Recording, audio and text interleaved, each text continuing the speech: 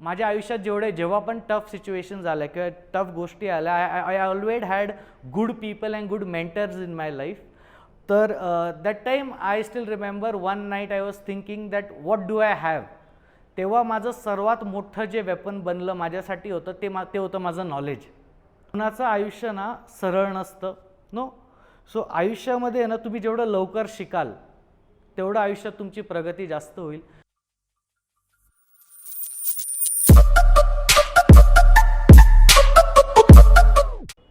अभी सूरज डूबा नहीं जरा सी शाम होने दो, अभी सूरज डूबा नहीं जरा सी शाम होने दो, मैं खुद ही लौट जाऊंगा मुझे नाकाम तो होने दो. मुझे बदनाम करने का बहाना ढूंढता है ज़माना, मुझे बदनाम करने का बहाना ढूंढता है ज़माना, अरे मैं खुद ही बदनाम हो जाऊंगा पहले ज़रा नाम तो होने दो. Hello everyone, this is Dr. Sanket Chavan. I am a dentist by profession but an entrepreneur by choice. म्हणायचा उद्देश असा की मी माझ्या शिक्षणाने एक डेंटिस्ट आहे, पण मी माझ्या मर्जीने एक उद्योजक आहे. तर आज मी E3 टॉक्समध्ये आलो आहे तुम्हाला माझ्या लाईफ जर्नीमधला एक छोटासा पार्ट सांगायसाठी, तुमच्या सगळ्यांबरोबर शेअर करायसाठी. सो पहिली तर आपण इथून स्टार्ट करू की मी डॉक्टर कसा झालो. ओके.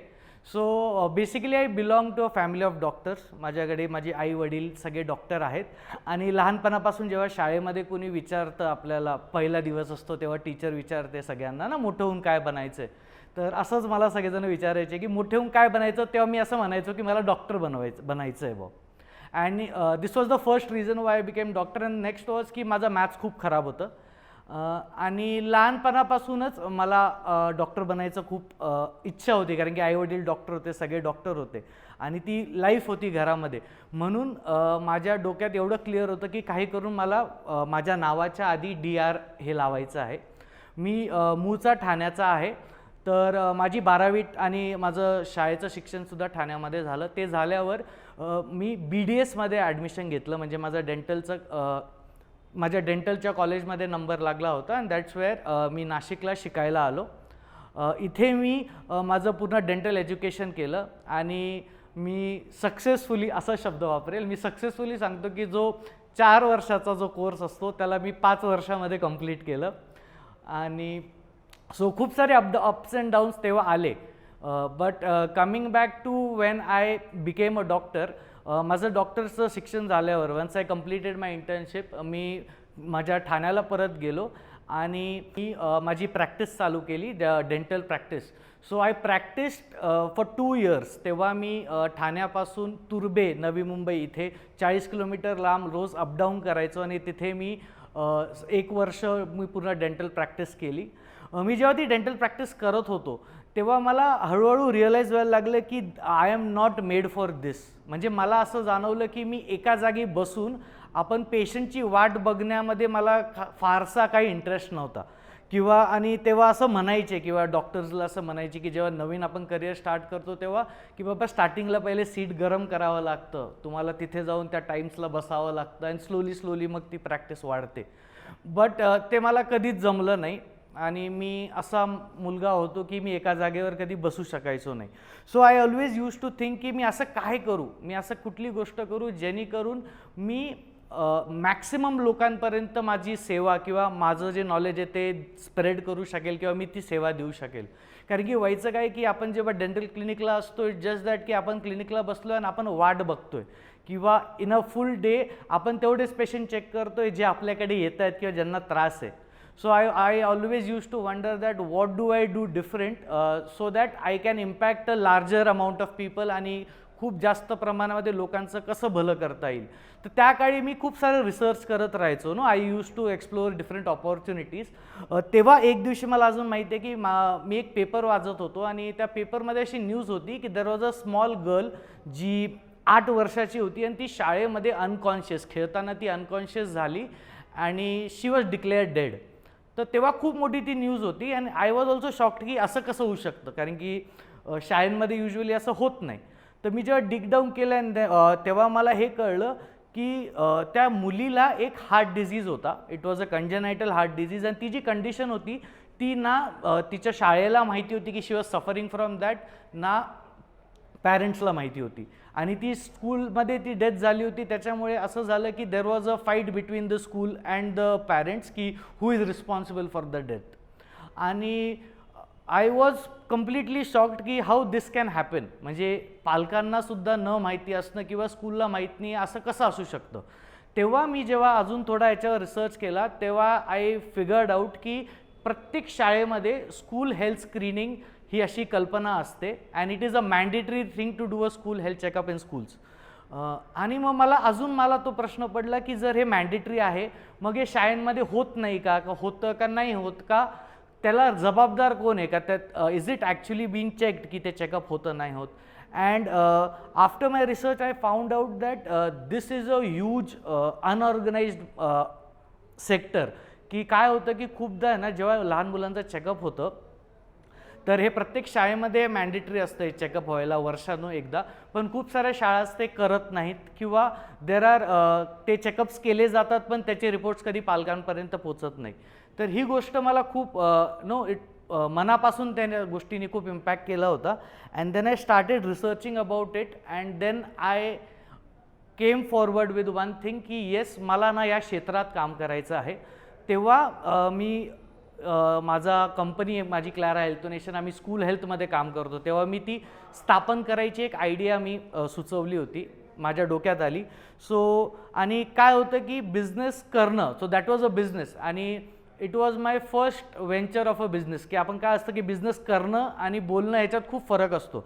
आणि we coming from the doctor background आणि डॉक्टर्सला म्हणजे डॉक्टर्सला फक्त एवढं असतं त्यांचं एक एस्कॉड्रंट सेल्फ एम्प्लॉईड लोक असतात. सो त्यांना एवढं माहिती नसतं बिझनेस कसा करायचा. सो हा बिझनेस करायचा आणि कुठे करायचा या संदर्भात जेव्हा मी गेलो तेव्हा I had a friend of mind in Nashik, कारण की माझं एज्युकेशन नाशिकमध्ये झालं होतं. मी त्याच्याकडे गेलो आणि मी त्याच्याशी शेअर केलं की मला अशी अशी कंपनी आहे, मला अशी चालू करायची आहे, so what do you think. So he told that it was a great idea. आणि मग आम्ही असं ठरवलं की शहरापेक्षा ज्या 2 टायर आणि 3 टायर सिटीज आहेत यांना जास्त गरज आहे हेल्थ चेकअपची, तर आपण ही जी संकल्पना आहे किंवा ही जी कंपनी आहे ही नाशिकमध्ये आपण स्टार्ट करूया. So everything was set. आमचं होकार झाला. मी घरी जाऊन माझ्या पॅरेंट्सला सांगितलं की येस मी आता प्रॅक्टिस करणार नाही आहे डेंटिस्ट्रीची and I will be doing this venture. मी ही कंपनी चालू करतो आहे आणि मला या क्षेत्रात काम करायचं आहे. आय एम ऑलवेज ब्लेस्ड की माझे आईवडील खूप सपोर्टिव्ह आहेत and I have got the best. त्यांनी मला कधीही कुठल्या गोष्टीसाठी फोर्स नाही केलं किंवा त्यांचे रूल्स कधी माझ्यावर लादले नाही. Because we come from a Marathi family. म्हणजे मराठीमध्ये आपल्या मराठी कुटुंबामध्ये बिझनेस कधीच कुणी केलेला नाही. त्याच्यात मी पहिला माणूस, मी ज्याला नॉलेज पण नाही तो जाऊन सांगतोय की मला बिझनेस करायचा आहे. तेव्हा माझे आईवडील हो म्हणाले. So we started. तर प्रत्येक मराठी फॅमिलीमध्ये किंवा प्रत्येक जो उद्योजक असतो जेव्हा तो बिझनेस स्टार्ट करतो ना त्याच्या डोक्यात जसं असतं मी तसंच करत होतो की थेंबे थेंबे तळे साचे, की आपल्याला छोटं छोटं काम करायचं आहे, छोटं छोटं करायचं आहे, आपल्याला मोठी उडी घ्यायची नाही. सो मग आम्ही स्कूल्समध्ये जायला लागलो. आम्ही स्कूल्सशी बोलायला लागलो की तुम्ही आमचं चेकअप घ्या, आम्ही असं करतो, आम्ही चेकअप करून देऊ. तेव्हा आम्हाला कळलं की हे चेकअप्स ऑलरेडी फ्रीमध्ये होतात, खूप सारे लोक हे फ्रीमध्ये करतात. तेव्हा आम्हाला प्रश्न पडला की जी गोष्ट फ्रीमध्ये होते त्या गोष्टीला आपण चार्ज कसं करू शकतो, right, and why would someone pay to us.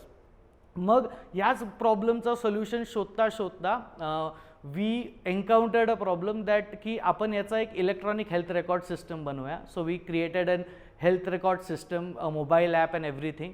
मग हे सॉफ्टवेअर बनवूया आणि काही मशीन्स परदेशातून आम्ही इम्पोर्ट केल्या. मग ह्या सगळ्या गोष्टी असं ठरलं की आपल्याला एक सॉफ्टवेअर बनवायचं आहे, मशीन्स आणायच्या आहेत आणि it will require some cost. So मग जिथे पैशाचा विषय आला, मी ही गोष्ट क्लिअर होती माझ्या मनामध्ये जेव्हा मी कंपनी स्टार्ट केली की I will not take a single rupee from my parents or from my family. ही जी काय कंपनी स्टार्ट करायची असेल that will be like self funded. कुछ भी कर लेंगे. माझी जी सेविंग होती, मी आधी जे काम करतो तसं करून आपण करूया. पण त्या सेविंगमध्ये ते होत नव्हतं. तेव्हा मी पहिल्यांदा माझ्या कंपनीचा बिझनेस प्लॅन बनवला and we started looking out for investors. की आता इन्व्हेस्टरकडे जायचं, त्यांच्याकडून पैसे घ्यायचे आणि मग आपण कंपनी चालू करू. मला अजूनही आठवतं मी कमीत कमी 10 नाही ऐकलेले आहेत. म्हणजे आय हॅव हर्ड 10 नोज. जेव्हा पण मी जायचो प्रेझेंटेशन द्यायचो अँड आय वॉज लाईक की मला एवढे एवढे पैसे लागत आहेत आणि I have to do this work. तर लोक ट्रस्ट नहीं करायचे राइट, बिकॉज जो भी अगर आप किसी के सामने जाओ, तुम्ही पण विचार करू बघा की एक नवीन मुलगा, एक नवीन आहे, तुम्ही बिझनेस चालू केला आणि you are asking for 30-40 lakhs rupees to an investor, so without any past, मतलब आपको कोई भी उसका एक्सपर्टीज़ नहीं है, ना नॉलेज है, तो कोई नहीं देगा राइट, क्योंकि उन्हें नहीं पता ना कि मैं कर पाऊँगा कि नहीं. So it was not working. तो हम लोग हर टाइम वहाँ पे स्कूल्स में जाते थे, स्कूल्स वाले बिजनेस नहीं देते थे ना, हम लोग इन्वेस्टर्स के पास जाते थे, वहाँ कुछ हो रहा था. But one fine day suddenly after I guess my 20th attempt of giving business presentations for investors, I got an investor जो पुणे के एक बिल्डर थे, वो रेडी हो गए मेरे प्रोजेक्ट में 50 lakhs रुपीज़ डालने के लिए. And that was the biggest breakthrough in my life. I was so happy that पहली बार कोई दूसरा बंदा, no, my business got the funding. Basically क्या होता है, अपना बिजनेस जो होता है वो अपने लिए अपना बेबी जैसा होता है. तो यस, हाँ, मेरे बेबी को जो भी लगने वाला है आगे चल के, या मेरे बेबी की जो भी नीड्स है, मेरे बिजनेस के जो नीड्स है, वो फुलफिल हो जाएंगे. एंड इन दैट टाइम मेरे एक मामा थे. मैं ज़िंदगी में, जैसे मैंने कहा कि I come from a family of doctors, so मेरा एक मामा था doctor Sanjay Aher. So he was a neonatologist. वो नासिक में थे. मैं उनको हमेशा अपना मेंटर मानता था, या हमेशा ऐसा लगता था कि कुछ बनना है तो इनकी तरह बनना है. तो एक दिन उनका फ़ोन आया मुझे, और उन्होंने मुझे कहा कि भाई तू कर क्या रहा है. So I got to heard that तू अभी प्रॅक्टिस नाही करत आहे आणि तू आता कंपनी चालू करतोय. तर मी तेव्हा त्यांना सांगितलं की माझी अशी संकल्पना आहे आणि मला ही कंपनी चालू करायची आहे. तेव्हा माझ्या मामाने मला सांगितलं की बाबा तू ये, तू मला दाखव. So just to take an advice मी त्यांच्याकडे गेलो. मी माझ्या मामाला पूर्ण बिझनेस प्लॅनचं प्रेझेंटेशन दाखवलं, आणि माय मामा वॉज लाईक की एक काम करतो, I will be your investor. And that was the time I was so happy that की मी ज्या माणसाला आयडियल मानतो, किंवा आपल्याला जसं वाटत असतं लहानपणी की यार या माणसासारखं आयुष्य पाहिजे, तो माणूस जर आपल्याबरोबर येऊन आपल्याबरोबर काम करायला तयार असेल तर त्याच्यापेक्षा मोठी गोष्ट काही नाही असू शकत. सो आणि plus he was a doctor, he was from the paediatrician background, तर त्याचाही खूप चांगला बेनिफिट होता. तर माझा जो पार्टनर होता, मी त्या पार्टनरला सांगितलं की यार माझा मामा आहे, so is it okay for you, कारण की बिझनेस करताना आपण सगळ्या पार्टनर्सला आपल्याला एकसाथ घेऊन चालावं लागतं. He also gave me a green light for that. तेव्हा आम्ही ठरवलं की okay, will not take the money from the investor which we earlier got, आपण या आपल्या मामाकडून विल रेज द फंड्स. आम्ही छानपणे फंड्स रेज केले. आमचं ऑफिस सेटअप झालं. ऑफिसचे ओपनिंग्सपर्यंत सगळ्या गोष्टी, नो इन्व्हिटेशन्स वगैरे सगळे छापले गेले होते. And I still remember 8 days just before the opening, equity stake असतो कंपनीमध्ये, त्याच्यावरून आमची एक मीटिंग बसली होती. आणि माझा जो एक फ्रेंड होता, स्कूल फ्रेंड, जो मला हेल्प करणार होता या बिझनेसमध्ये नाशिकमध्ये, आणि बेसिकली तेच होतं कारण की मी मुंबईवरून आलो होतो. So I didn't have a lot of contacts in Nashik. So he had, तो he was going to do the sales part of it.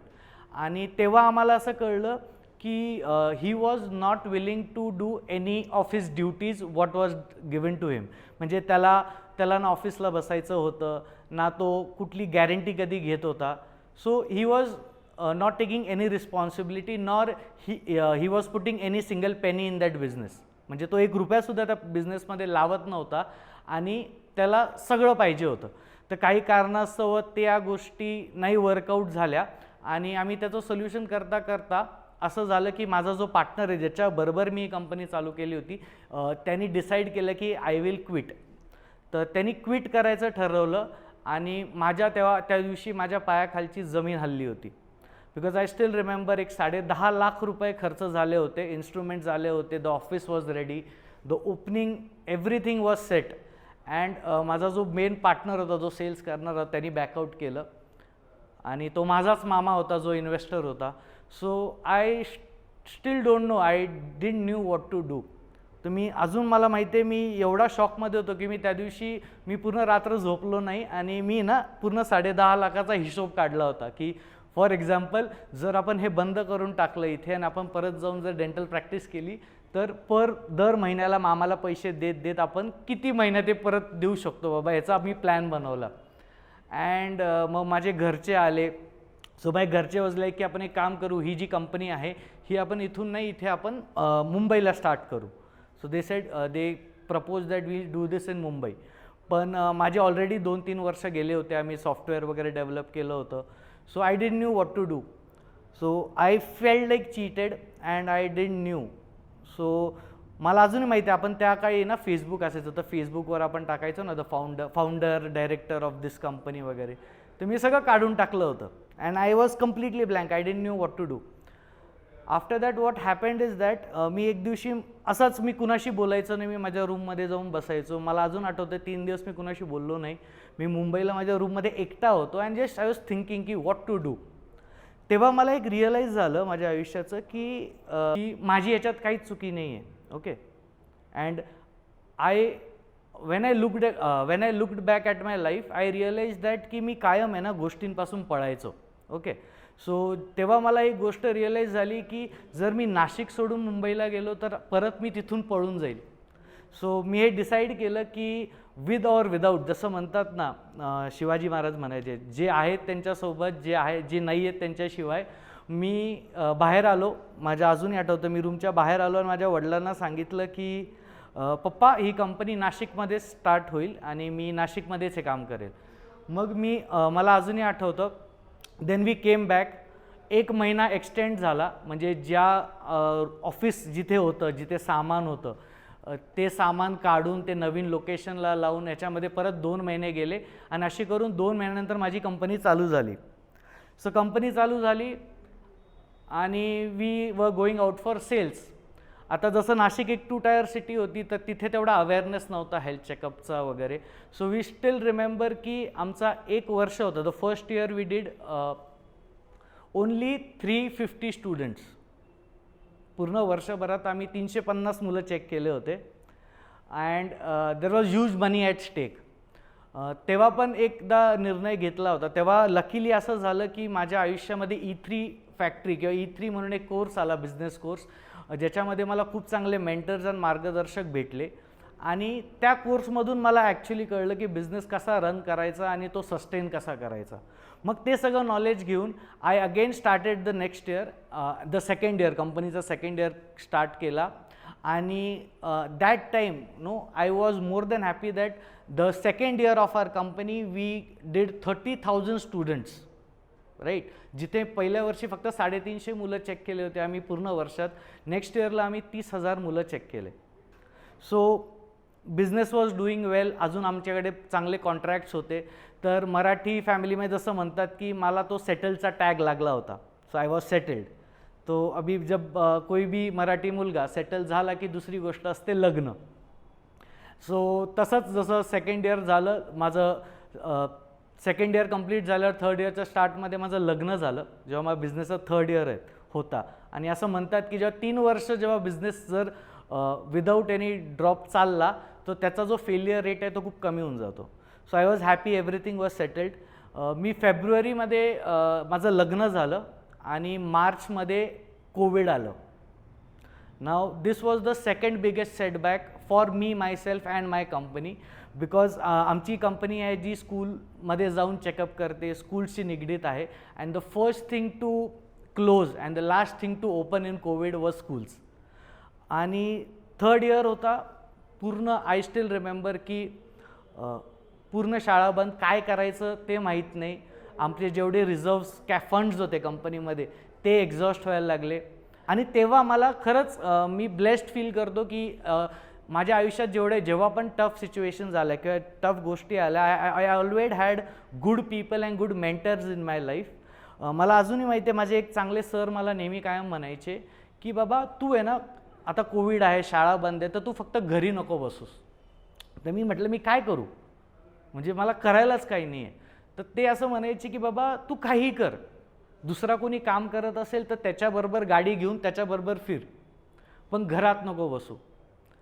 So that's what, जैसा बोला गया मैं वैसा कर रहा था. So I was going out, I was looking to people. मग तेव्हा त्या काळी एवढं मोठं setback and I was in a depression and depressive phase. Because काय होतं की एक नवीन लग्न झालं होतं. प्रत्येक जेव्हा नवीन लग्न झालं असतं बायकोचे एक्सपेक्टेशन्स असते ना की आपल्याला फिरायला जायचं आहे, you live an happy life. आणि तिथे एवढा मोठा फायनान्शियल क्रंच आहे ना की बिझनेसच stop, no, you are not earning a single penny. तर तेव्हा आय स्टील रिमेंबर मी त्यात पूर्ण कोविडच्या टाईममध्ये आय हॅव डन एनिथिंग, म्हणजे मी काही केलेलं. I joined an MLM company just for my survival. I joined an MLM company. त्याच्यानंतर मला असं वाटलं की माझे काही फेलो डॉक्टर्स घेऊन I started a covid centre. Okay, I started a covid centre. जेव्हा कोविड सेंटर चालू केलं मला अजूनही आठवतं की जिस दिन हॉस्पिटल चालू हुआ था उसके एक हफ्ते बाद जी कोविडची जी वेव होती ती संपून गेली होती. ओके, सो अगेन त्याच्यामध्ये खूप सारा फायनान्शियल लॉस झाला आणि आधीच इन्कम काही नव्हतं. जे काही चालू होतं ते सेविंग्जवरच चालू होतं. And that was the time. तेव्हा मला एक रिअलाईज झालं होतं की कधीकधी काहीच न करणे is the best thing you can do. म्हणजे असं इंग्लिशमध्ये म्हणतात की sometimes doing nothing is the best thing you can do.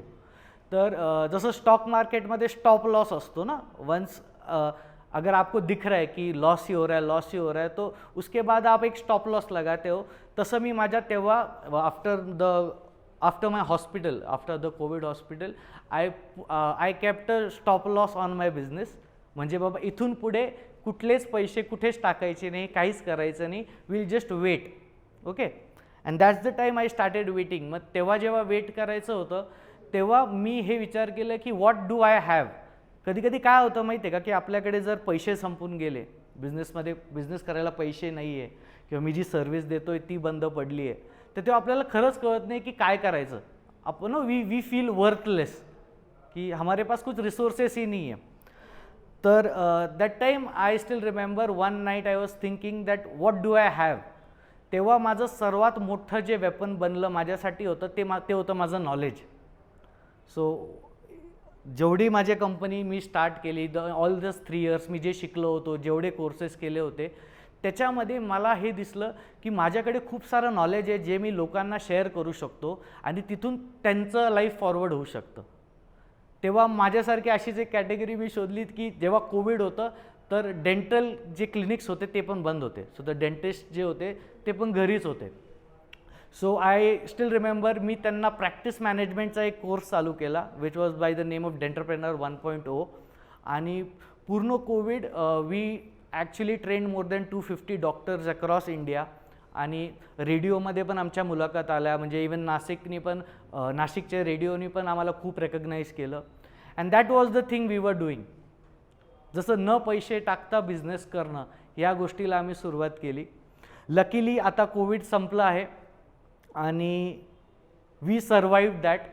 त्याच्यामध्ये माझ्या फॅमिलीचा, माझ्या वाईफचा खूप मोठा रोल आहे. त्या सगळ्या गोष्टींनी आम्हाला एकत्र धरून ठेवलं. आत्ता जेव्हा कोविड सबसाईड झालं आहे, when the schools have resumed, we have started our work once again. मला हा सांगायलाही आनंद होतो की आम्हाला आज ॲब्रॉडवरून फंडिंग्स येतात just to sponsor this the noble cause what we do. अँड आत्ता आमचं आधी नाशिकमध्ये होतं, आज आम्ही आता मुंबईमध्ये आमचं ऑफिस टाकलेलं आहे.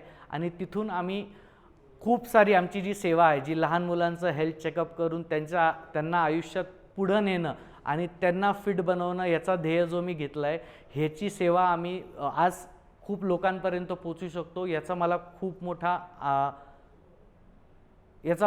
मोठा अभिमान आहे.